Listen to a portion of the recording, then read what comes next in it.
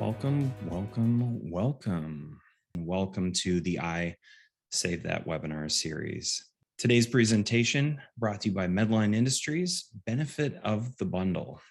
Our speakers, Dr. Donna Matocha and Vincent Tessitore. Donna has held staff management and educator positions since beginning her second career as a nurse in 1998. Donna implemented a successful quality improvement project and reached 0 catheter infections at a mid-sized hospital in the Chicago area. Her results, achieving near zero and zero, who said interventions and controls don't matter, was published in the Journal for the Association of Vascular Access. She holds certification in neuroscience nursing, is a vascular access board certified nurse, and is currently a reviewer for the Journal of the Association for Vascular Access. Donna is manager and clinical resource specialist at Medline Industries. So welcome, Dr. Donna Matocha. And then Vincent. Vincent is a vascular access specialist with Medline, as well as a vascular access subject matter expert. So he has over 30 years of healthcare experience, 22 at the bedside, 12 years as a vascular access specialist, and 8 years in clinical vascular sales. As a subject matter expert, Vincent has held several positions with the AVA organization, which includes some of our task forces. As a subject matter expert, the VAC Standard Setting Committee, the VAC Test Committee, and as the ASVAN board as the corporate liaison. Vincent holds 2 master's degrees in interventional radiology and legal studies in healthcare compliance. So welcome, Vincent. 2 people, wealth of information, and a great presentation. With that, I'll let you guys take it from here. Well, good morning, everybody, or afternoon, depending on where you're at. Vincent and I are very privileged and honored that we had this opportunity to come and talk to you today about the benefit of the bundle. So we will get started. My disclosures: I work for Medline Industries, if you didn't already know, but I have no other disclosures to report. Good morning, everyone. So honored to be here today. To come and speak in front of you. I am a sales specialist in vascular access with Medline. I also have my own consulting practice on the side, teaching ultrasound guided vascular access. So today we're going to discuss evidence-based practice components when bundling for CLABSI prevention. So we decided to focus on CLABSI, understandably so. We're going to review variability and insertion and in maintenance. We want to, start everybody to look at the whole life of the line and looking at implementing that IHI bundle and illustrate how to start your bundle project. So we have a poll question. Yeah, that takes us to poll number 1. So let's go here. Do your current insertion and maintenance kits allow variability in practice? Yes or no? Very intrigued to see what our audience has to say. All right. Going to give you guys about 3, 2, 1, and let's take a look. All right. So Wow. I'd say pretty even 50-50 split there. What do you guys think? I'm surprised, and I'm actually happy for those who have already seen that you want to reduce that variability and look over the life of the line. And I think after today's webinar, we can help you to start thinking along the lines and get that to 100%. Vincent, anything you want to add? No, well said, Donna. I think seeing those numbers kind of 50-50 is a good thing, because this will hopefully start a lot of dialogue and kind of start moving people in the same direction. we all see these numbers, but it's important to level set, right? And to understand we've been through a lot in the last couple of years, and understandably so. From 2019 pre-COVID to 2020, we saw approximately a 24% increase in CLABSIs across the board. Of course, most of those 50% occurred in the ICU. I don't think that's a surprise to anybody. Sometimes I think that maybe those numbers are a little higher on the CLABSI front, but I think some of that got dumped into, COVID issues, understandably. But we know that it was very, very difficult, and we had a lot of, staffing issues, and that's going to affect infections there as well. When you have a CLABSI, there's a 5 times more increase of being readmitted, and we know that that can directly negatively impact reimbursement. So we do need to be mindful of that, with an average length of stay increased to 6.5 days. So that's a lot of money at a loss that we're looking at. And then when we look at the loss of people, which has been very difficult the last couple of years, CLABSI has anywhere from a 12 to 25% mortality rate. I think it probably went closer to the 25% mortality with COVID because the patients were sicker. And we know that comorbidities add to mortality. And then we look at the cost to facilities, and money is tight, and facilities are struggling. And so it is important. So when we look at the cost of the CLABSI in the literature, there's all different types of figures there, anywhere from $10,000 to $50,000, with an average being $48,000. So there's some good reasons to put all this together. So there's 2 concepts that we kind of want to level set before we get into the bundling piece, because you always kind of want to have a framework when you're looking to do a project. At least a nerd like me wants to have that framework. So we look at human factors, and we know that it is very important overall and has been proven to be effective in healthcare, right? When we implement that. Human factors, to me, in a bundle is a great idea. It really plays a role in how people interact with technology, which is influenced by all the different things that are going on in the surroundings with which they work in. And we know we've seen some really hard and difficult changes across the last 2 years. It also looks at organizational culture, right? Which is directly related to where that leadership lies. And that's going to impact our work environment, because it's, and how that is all structured. So it's kind of like the bottom down, right? So the way that leadership is, their culture is going to impact down to the middle, right? And it's going to kind of give us that mood, right? So if we feel like our leadership is for us and with us, we have a much better mood during our work environment. So it kind of all trickles down. And that can be overt, or it can be very, very clear and stated, right? So we really want to, kind of consider that when we're looking to make any changes. Processes that require skill, and we consider CVC insertion and CVC dressing changes something that requires skill, right? I think we minimize the maintenance part of skill. Obviously, the insertion, we know how important that is, but it's going to require ongoing education and competencies. So we have the continuity in practice, right? We don't want that variability, and it also mitigates negative outcomes, right? And we want to make sure that we're okay in that respect as well.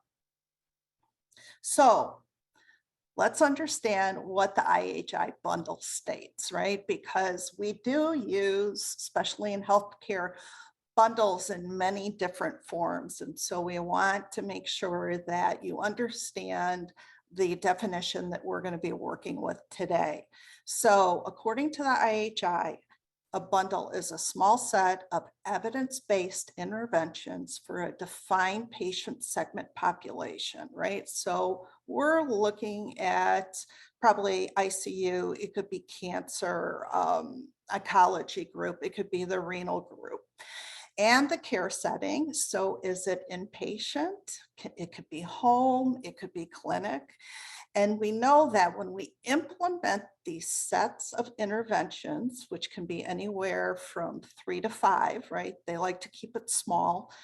It's going to result in significantly better outcomes than when implemented individually. So pull out of this the fact that we have 5 parts of our bundle, and they're not 5 in and of themselves singly. There's 5 and they have to work together. So a lot of times we do, rounding and do audits, and we take each component of that bundle and we say, okay, this one's at 90%, right? This one's at 80%. But understand that that number really doesn't mean that high. If we're looking at the compliance to the bundle, we need to take, so say we have 5 pieces to our bundle and they're all at 90%, we think, wow, we're doing really, really well. But to measure it for compliance of the bundle, that's 90% times 90% times 90% times 90% times 90%, which is 59%. Okay, so it's not individual, it is working together.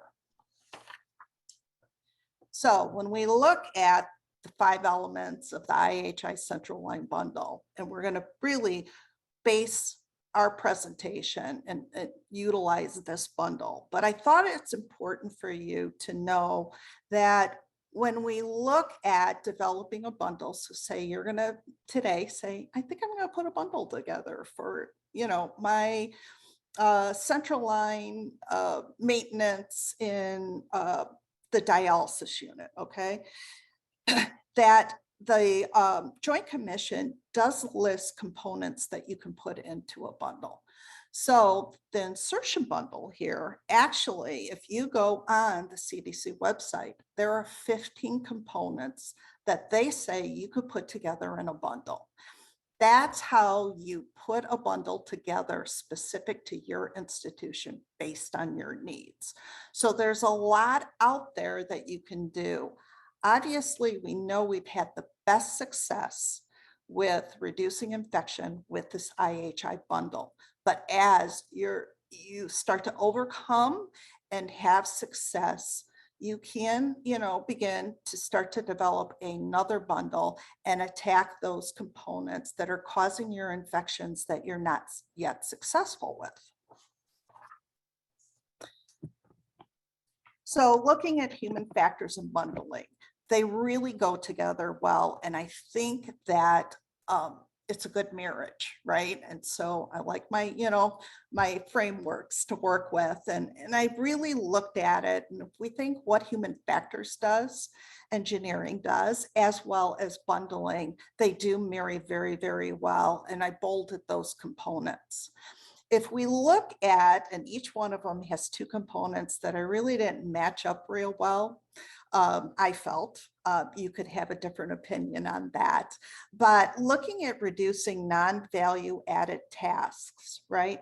That could be that you don't have a kit, that it's not laid out with human factors engineering. So there's an opportunity for variability in products as well as practice.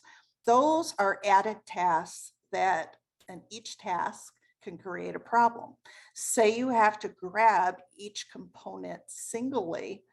What if one bin is empty? You can have a lot of hiccups. You can have a lot of added steps. And looking, we all, I'm sure, understand burnout better than we ever have after the last couple of years. And job satisfaction truly is something that we need to focus on coming out of this. And anything that we can do to make things easier, to be compliant, to help with our competencies, right? Same thing each and every time, and have better outcomes, we are all going to have better job satisfaction with that. When we look at the bundling, we're going to monitor that process, right? And we're improving outcomes overall. I think, we're still marrying very, very well between human factors engineering and bundling, but it's that monitoring. You cannot put something in play, right, and not have that continuous oversight over it to make sure that you're moving the needle in the right direction, right? Or maybe you need to adjust your bundle a little bit. And the whole goal always is to improve outcomes and keep people competent. So I've kind of said this a little bit already, but we are going to look at insertion bundles and maintenance bundles, and we want to have some consistency across, insertion to maintenance, because it's the whole life of the line, and it's very, very important to understand that. So we're going to build in a process. We're going to use evidence-based practice, right? We're going to group them together. We're going to have a collaborative structure to mitigate risk, right? So any opportunity that we see that's causing a failure, right? And that could be a lapse in aseptic technique. That could be a lapse in the order that we're doing the procedure. So we're going to look at mitigating our risks, because that's going to ultimately lead to those improved patient outcomes. Okay. If we put human factors into bundling, we're going to be able to develop a strong patient-centered, evidence-based care approach that will improve patient and clinical safety while improving outcomes. It's time for a poll. Time for some polls. So, hey guys, question number 2. Which part do you feel has the lowest compliance during insertion and or maintenance? Is that hand hygiene, aseptic or sterile technique, max barrier protection, skin antisepsis, site selection, or all of the above? Sounds like a bundle. It sounds like a bundle. And I think this is an interesting way to look at it too, because we're looking at like in your setting, in your institution, right? Where's the biggest fail point for what you have going on? Where do you see amongst your peers, your interdisciplinary inserters? And there is variability. We see that in all the assessments that we do, and everybody has their unique barriers. They have their unique, even patient populations, environments in which they work with. And so there can be a lot of variability there. So let's take a look at the results. So aseptic and sterile technique took the cake with 24%, then site selection and hand hygiene, then all of the above. And I think max barrier and skin antisepsis take it up 9 and 6%. So the trailing little outliers there. Any thoughts on that? I mean, it's kind of across the board. Yeah. The aseptic and sterile technique doesn't surprise me completely, because I do think that there's confusion with that. I think that we've gotten out of practice with it. I'm not sure what is occurring during nursing school. I look at the COVID graduates, I'm calling them, and I mean no disrespect by that, but they were online and they really didn't get a lot of in-hospital experience. And I had one brand new grad, I was doing an assessment and I was going to watch her do a dressing change. And she turned and she says, I've never done this before, not even in school. So if you think about that and you've had no practice with that aseptic sterile technique, that's very, very difficult, right? And anytime we don't do something, even for a little while, it can be problematic. We've also have different types of environments, and that can be difficult to do those aseptic sterile procedures just by the real estate that we have to work around. Yeah. So there's a lot of reasons why, that can be problematic and occur. And I think you That's- guys are going to dive into that a little bit deeper later in your talk. Vincent, anything you want to add? Because you're up next. I think it's important to understand that this, as you said in the beginning of the presentation, Donna, it's all linked together, and it's like a sports team. When things are breaking down and teams aren't winning championships, they have to get back to the fundamentals. And the fundamentals are what we're about to review in this second half of the presentation. Awesome. I'll let you guys take it from there. Okay, so what we want to do is really talk about technique right now, and knowing the difference between aseptic and sterile technique. The key differences between aseptic and sterile technique is aseptic technique is utilized to reduce the likelihood of contamination, such as proper hand hygiene and employing the ANTT, the aseptic non-touch technique, and having some cross-contaminations. So sterile technique is really achieved by having an environment that is free from all living organisms, whether they're harmful or helpful, including their spores and reproductive structures, and whether it's dormant bacterium. Aseptic technique, like I mentioned, is that process of maintaining sterility during our medical procedures or the insertion or the changing of a catheter dressing. And that aseptic no-touch technique really is the skill of not touching any of the critical parts, either during the insertion or during the dressing change. And Donna's been talking about the human factors, and you can see by this picture here, this is an engineered human factor by having folds where the clinician would actually pinch those folds to expose their sterile field, and having clinicians repeat that process over and over and over again allows them to reduce or mitigate the risk of that cross-contamination. So when we look at an aseptic no-touch technique practice framework, it really is a skill set that all clinicians should practice. And we really want to make sure that we can preserve these fields free from the pathogenic organisms, at least reduce those numbers and hopefully mitigate the risk of the infection. And then again, remember, sterile is those inanimate objects that are actually put through a process to kill all the organisms on there, such as when we open up a bundled kit that has our catheter in it, our sterile drapes, and all the other components that we need, such as sterile saline and our needleless connectors. And then no touch, again, just to make sure that there's a clear understanding, is that action of not touching the critical or important parts of the equipment. And the very basic way to think about this is if we as a clinician are going to start a peripheral IV, once the skin has been aseptically cleaned, we should not be touching that site again until we are ready to cannulate the vessel with our needle and catheter. There are many clinicians out there that are still, they will, especially in phlebotomy, will clean the site and then palpate it again prior to the insertion of the needle and or catheter. That really is a practice that should not occur any longer. So hand hygiene. Before we dive into the hand hygiene process or the moments of hand hygiene, it's very important to understand that our hands need to be prepped before we even wash them or cleanse them for the day. Fingernails should really be trimmed at 1/4 inch, and then underneath our nail bed should be cleaned out.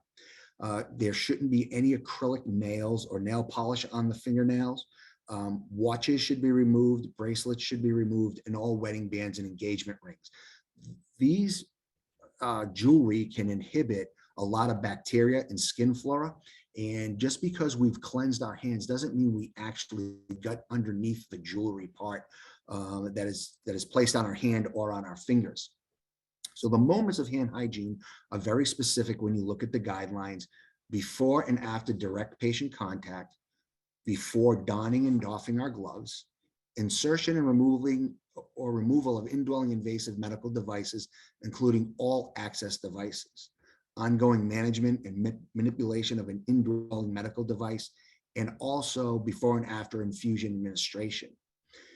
It is also very clear that when our hands are visibly soiled or contaminated, they should be washed again with soap and water, not just the hand sanitizers that are provided. Again, soap and water when any contact with bodily fluids. You can use the hand sanitizers between patients, after touching patients, or touching the patient's surroundings, before and after eating. And this last bullet point really strikes a chord with me because I travel a lot and I'm in and out of a lot of airports. And even during the pandemic, there were still people, I know they weren't patients, I know they weren't caregivers, but they still were not washing their hands when exiting the washrooms. And that's concerning because this is a major concern for the spread of bacteria and germs that can cause kind of the pandemic that we've been in for the last 2 years. And then when hand hygiene is absolutely mandatory. And if you look at both the insertion and the maintenance bullet points here, they are almost completely identical. And mirroring these two for continuity of practice can really help the clinician, especially if they're doing both processes, because some clinicians are responsible for the insertion as well as the maintenance. And having these touch points repeated over and over and over again, and having that human factor built in, this is where we can really help to mitigate the risk of spreading germs and cross-contamination during our processes. So max barrier. When we talk about max barrier, it really is more than a full body drape. And as Donna was mentioning at the beginning, it is the key processes that work together and they're in sync. So when we look at a true max barrier precautions, it is a sterile gown. It is sterile gloves. It is a non-sterile cap or bouffant. It is also a mask. And it is also that full body drape that covers our patients from head to toe. One thing that I feel that's missing from here is the eye protection. I know a lot of clinicians may wear glasses and they feel that their prescription glasses are a precaution against blood splatter, but they are not by definition the true goggles that should be worn. And I know a lot of clinicians will remove their eye protection from their mask when they open up that kit and they're getting ready, and they really shouldn't. That really needs to be part of our max sterile barrier precautions because it's protecting the patients from us, but also protecting us from the patients. And when we can do that, we can really, evidence has really shown that we can drive down these infections and reduce the risks. And when we're looking at our infections, again, we want to make sure that we are utilizing all the components that were found within these kits and part of the max barrier, because it can be an environmental contamination, people coming in and out of the room, or if there is a second person assisting with the procedure, if that patient is within 3 feet of where we're doing our insertion, they really should be gowned head to toe the same way the inserter is. There could be substandard site prep. We really need to make sure that we are following the IFUs for all those components we are using for aseptic cleansing of the patient's skin. And then obviously having a second person in the room to actually do like a clip form to make sure that these moments of protection are being completed so that we don't inadvertently contaminate ourselves and then inadvertently contaminate our sterile field. And a nice easy example is maybe putting on your gowns or your gloves, you contaminate yourself on the curtain or on an IV tubing, and then we actually cross-contaminate our sterile field. So skin antisepsis is very important. So if you read the IFUs for a lot of these scrubs or these lollipops that we call them, they're really supposed to be used after the skin has been cleaned with soap and water. And you know, a lot of us have just used just the straight sponge scrub without having that cleanse, but we don't know when the last time that patient had a bath. We don't really know when the last time those sheets were changed. So we really need to take all the precautions we can by what the indications for use or the instructions for use are telling us about that cleansing. So the pre-cleaning prior to using these scrubs, the right amount of time, knowing how long to scrub for, the proper motion. and then the a right amount of area to clean, because depending on how many mLs of solution are in these components allows you to determine how big of an area you're allowed to scrub, and then the appropriate amount of dry time. So when we looked at this and we did some question and answers with a lot of the clinicians, whether they were doing the insertion or the dressing change, what is your procedure for a CHG skin scrub? And we did this doing some discovery assessments and some gap analysis. And what we found out is 60% use a ChloraPrep in a circular motion and 40% still use ChloraPrep. 60% are still using the ChloraPrep in a circular motion, which we used to do with betadine back in the day. And then only 40% were using the ChloraPrep in a back and forth motion, which is part of the IFU for that product. And then for the dressing change process, we saw that only 53% use the ChloraPrep in a circular motion, and only 47% use the ChloraPrep in a back and forth motion. So you can see it's right around that 50% where the clinician may not be getting the appropriate scrub process done appropriately.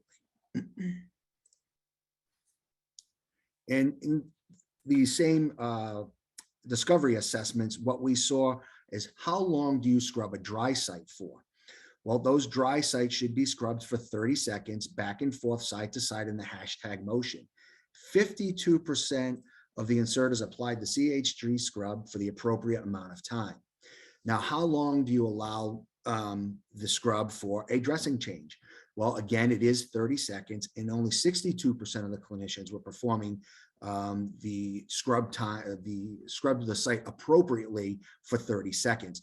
So there is this very easy fix here of basic education on the IFU of that product to ensure that the clinicians are all practicing in the same manner. And once we can develop that continuity of practice, we can help mitigate risk of spreading bacteria and reduce our potential for bloodstream infections. So how long do you scrub a wet or a moist site for? So during the insertion process, 19% of the inserters applied CHG scrub for the appropriate amount of time, which is 2 minutes. So those would be the femoral sites. Most facilities are going away from a femoral site insertion.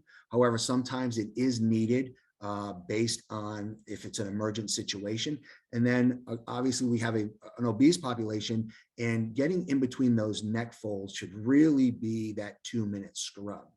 So for the dressing change, it should also be the same amount of time. And what we saw is only 9% of the clinicians were performing the dressing change applied the CHG scrub for the appropriate amount of time.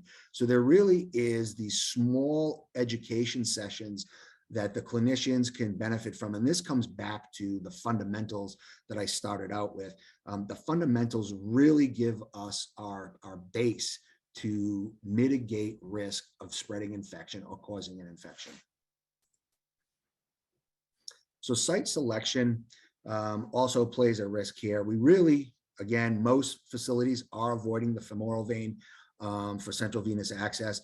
However, there are some times when it may be the only choice for that patient. It may be the only choice during whatever the situation may be. And you have to weigh the risk-benefit ratio to make sure that that patient can be treated appropriately. Obviously, proper catheter site selections are for percutaneously insertions. That's what we already do every day on an ongoing basis.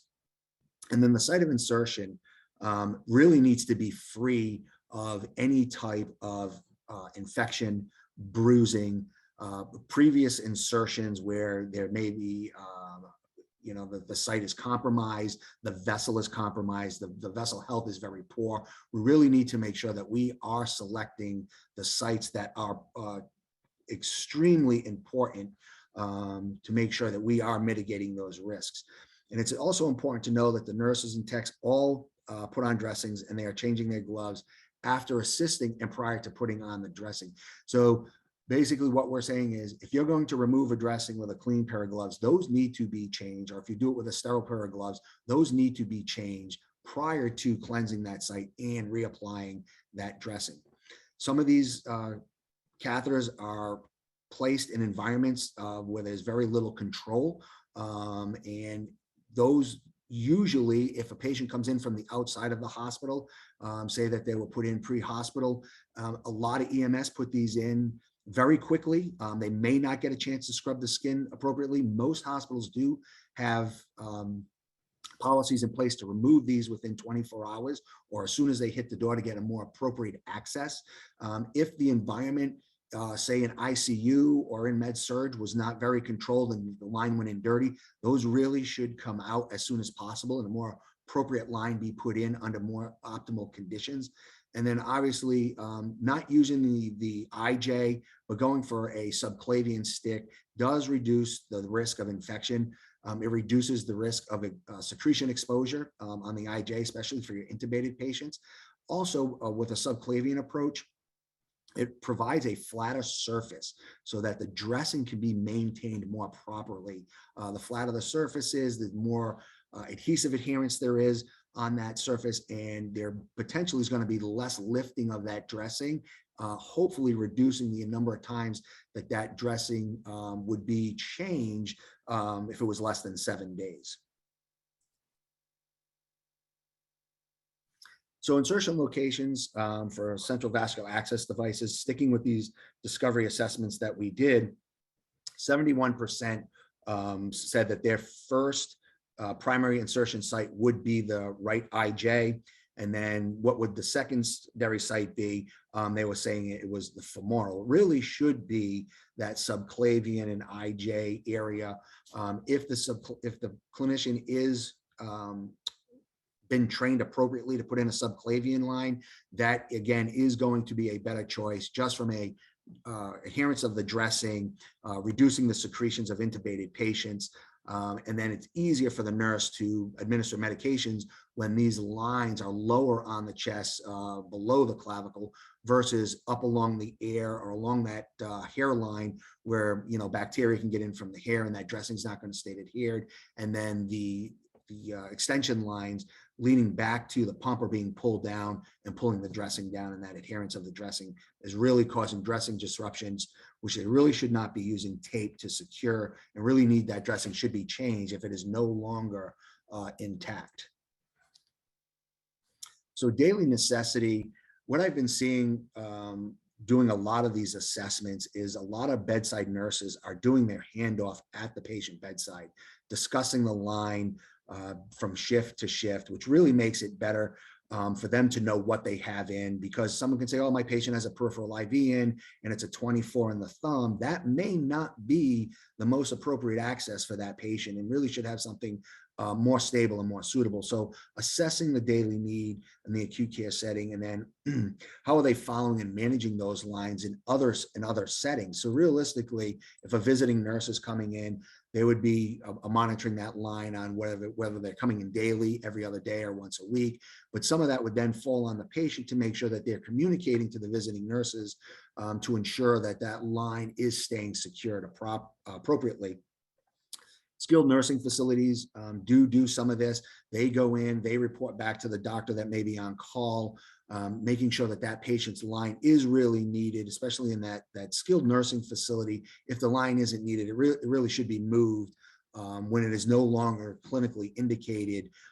Now, unresolved complications, if a patient has developed a thrombus, just because they have a thrombus doesn't mean the routine care is to remove that line. It's when the thrombus starts to cause other issues with blood flow, excessive swelling, then that would be an unresolved complication if they put them on some type of blood thinner and that is not resolving, then that line would need to be removed.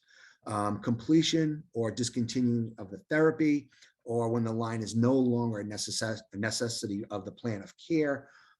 Because we know that a lot of lines go in, we have extended dwells that are used now, but there really is no optimal dwell time. So if a lot of clinicians on today are placing PICCs, we know when we read our guidelines through the other organizations, they are saying, we don't know, there needs to be more studying. But with the midline and some of the peripherals and those extended dwells, there are those instructions or indications for use that say either up to 30 days or less than 30 days or less than 29 days. And we really should adhere to those, making sure that we're not putting ourselves, our patients, or our facilities in harm's way by not following those IFUs. And it is time for another poll. Fantastic.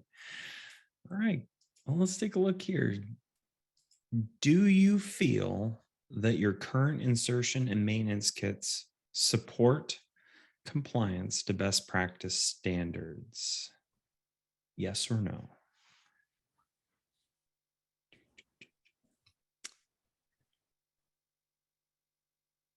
Kind of listening to the Jeopardy kind of like theme song in my head sometimes when we're doing these. Well, 3, 2, 1. Let's take a look. 81% said yes. They do feel like the kits or the kits that they're using support compliance in the best practice standards. And then about 20% said no.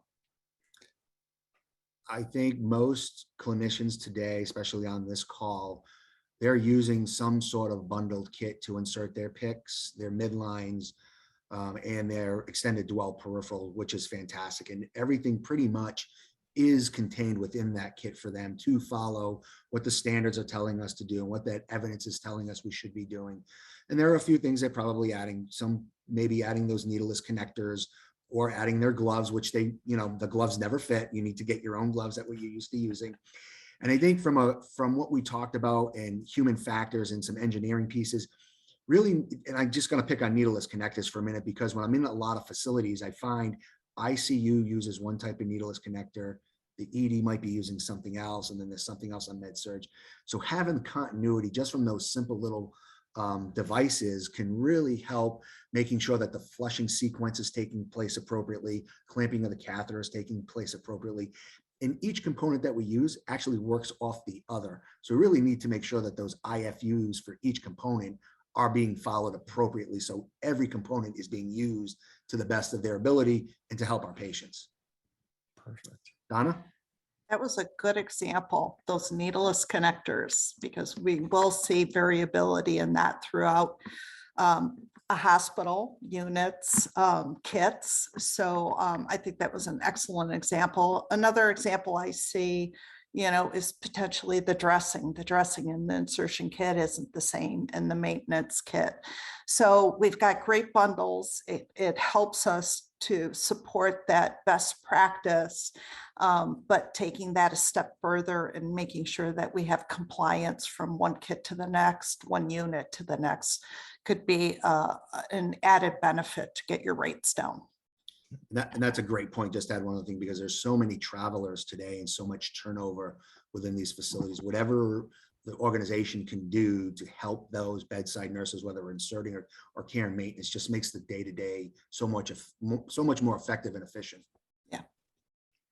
Sounds like as much as we try to standardize care or make things foolproof, kits are a great way to help people get there. Yeah. At least the majority, right? Because, it's funny, you think, I'll pick on supply chain. Supply chain says, we got to standardize,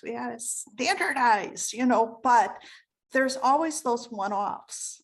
And so you can't 100% standardize in every single situation in a facility. You can get pretty darn close, but you have to, allow for some critical thinking by the nurse to do what's right for the patient when, that kit just isn't exactly what they need for the patient.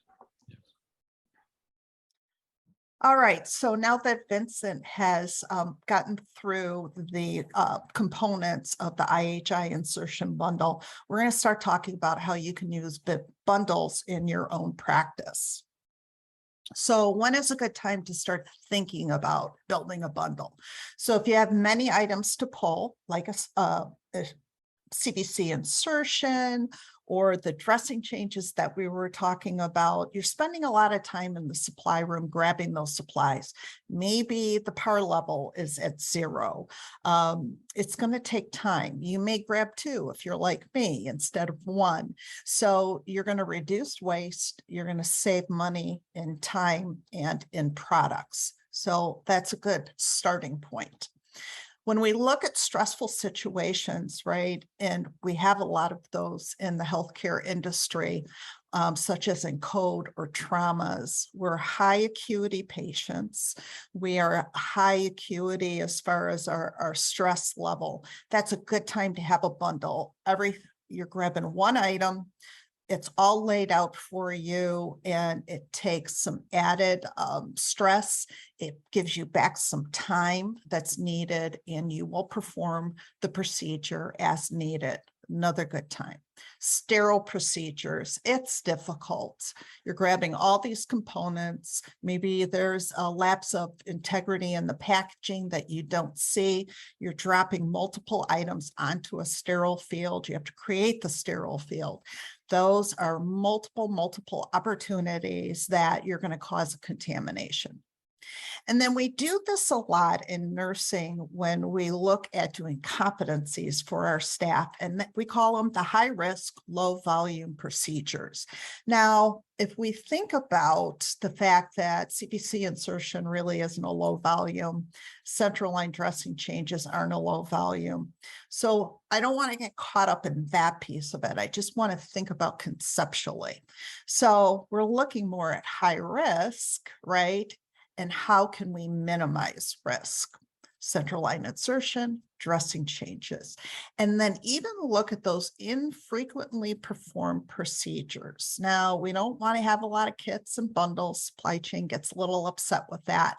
But if we have a high risk, infrequently performed procedure, it really may be to the benefit of everybody all the way around to bundle that type of a procedure. And then you're really, anyway, as you're building your bundle, for any bundle, you want to focus on competency driven through standardization, right? So the competency is achieved through the standardization, standardizing how the kit is set up. Everybody does the same thing, right? Standardizing the products in the bundle. Everybody does the same thing, and it just organically creates a competent procedure. So don't forget about your evidence-based practice when you're building these kits. We've seen a lot of new novel approaches, right? And we are now, I thought about it the other day, 3 years into this whole COVID surge, and we are even more at this point being tasked to get back to where we were pre-COVID as far as our healthcare acquired infections. So we really want to be very deliberate, right, in how we're going to approach this. So don't go for the novel. Don't go for just a product. Products do not fix bad practice. And if we think about the concept of a bundle is 3 to 5 interventions that work together to give us better outcomes. One product isn't going to accomplish that, right? So we want to make sure that when we're building this, that it is consistent with our policy and it's consistent with evidence-based practice. And I'll even go so far as to say we want to make sure that it's consistent with the directions for use for the products that we're using. You're going to gather every single item that you use in the procedure that you're thinking about this bundle, right? And you're going to have to, and it can be hard, you're going to have to think about practitioner variability, right? Because we want to get rid of variability, but we have to address why there is variability so we pick the right choice when we're paring it down. And then we're going to see differences in units, and we're going to see differences in populations. And we really need to think about that, right? So if we think about port access, we're looking at predominantly the cancer population, right? they have skin issues, sensitivities. And so we need to kind of work that into play with our bundle, right? We're going to get all of those items that you sit on the floors, sit at your desk, sit at your kitchen table, and you're going to go through what items and in what order they need to be used. So we're consistent with the directions for use, we're consistent with policy, and we are maintaining evidence-based practice. Anything left over is stuff that we really don't need, okay? Now, we don't want to say, I got the magic bullets, we're good to go. We need to we don't want to automatically think that we've got the perfect solution. We need to take it to the end users and have them work through the process that we've developed to make sure that we haven't forgotten anything. I can tell you from experience, I can sit in my office, come up with the perfect bundle and take it to the bedside, take it to my clinicians, and they look at me. And I can even see it as they're doing it. I have really created a bigger problem for them than to begin with. So you may have to have a couple of iterations for that. And that's perfectly okay, because what that does is gives you a much better bundle in the long run. Okay. You're going to review the steps of the procedure. So you kind of got it all together. Take another step back and say, all right, did I set this up so that there's no contamination? You may have to change a few steps, or you may have to add a component. You may have to add an additional hand hygiene that you hadn't thought about. But think of it just with a different lens, right? First it's product, then it's how it's laid out, and then go back and say, am I creating an opportunity for contamination in my wonderful design here? Okay. Basically, you're using human factors engineering, and so you're engineering your bundle, right?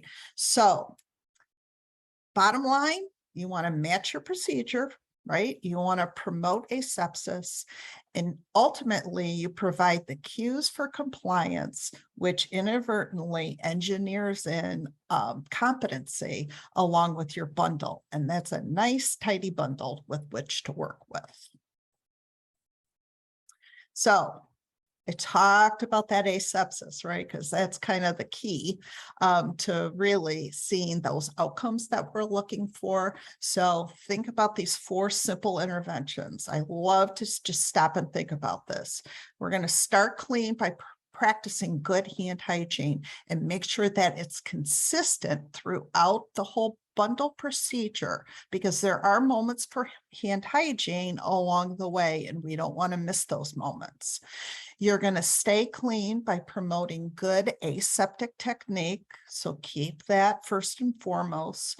You're going to create clean with good skin antisepsis. I am still hearing a lot for clinicians using the wrong motion with CHG and not understanding the right proper scrub time and dry time. So if we don't start out with good skin antisepsis and clean skin, we're asking for an infection to occur.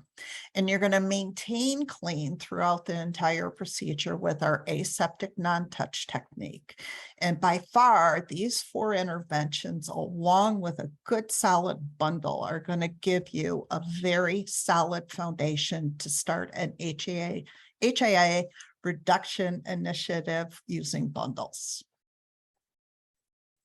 I want to thank you all for your time, and if there are any questions, we can get to those. We're on all the social media platforms. You can follow the Association for Vascular Access on LinkedIn, Facebook, Instagram, Twitter, and make sure you're subscribed to the I Save That podcast on iTunes, Spotify, SoundCloud, Stitcher, iHeartRadio, Pandora, or Google Play Music. Okay, folks, here comes the legal stuff. The topics discussed on the I Save That series are for informational purposes. You should personally seek the guidance of experienced clinicians before making any decision that affects your health or the health of your patient. Listeners are advised to do their own due diligence when it comes to making vascular access decisions. Our goal is to inform and educate the healthcare landscape while giving you a starting point for your discussions with more experienced clinicians and professional advisors. By listening to this program, you agree that the hosts, presenters, guests, sponsors, and the Association for Vascular Access are not responsible for the success or failure of your health, your career, or any decision you make related to any of the information presented. The I Save That series may contain segments of copyrighted music that was not specifically authorized to be used, but is protected by federal law and the Fair Use Doctrine, as cited in Section 107 of the U.S. Copyright Act. If you have specific concerns about this program or our position on fair use defense, please contact us at avaed@avainfo.org. No part of this program shall be reproduced without prior written consent from the Association for Vascular Access. Okay guys, one more disclaimer for you. Presenter bias. Bias is a disproportionate weight in favor or against an idea or thing in the context of presenter bias. And for the purpose of this presentation, it's important for attendees to acknowledge if bias towards a sponsored product was demonstrated during the presentation. AVA screens the presenter's work in order to mitigate bias during the presentation. The Q&A section is outside of the presentation material, and specific product names and use may be discussed at that time. As a continuing education provider for the Board of Registered Nursing, AVA is required to provide this education on implicit bias as part of California Assembly Bill 241, Section 2736.5. This legislation that was passed regarding professional education of registered nurses in 2019.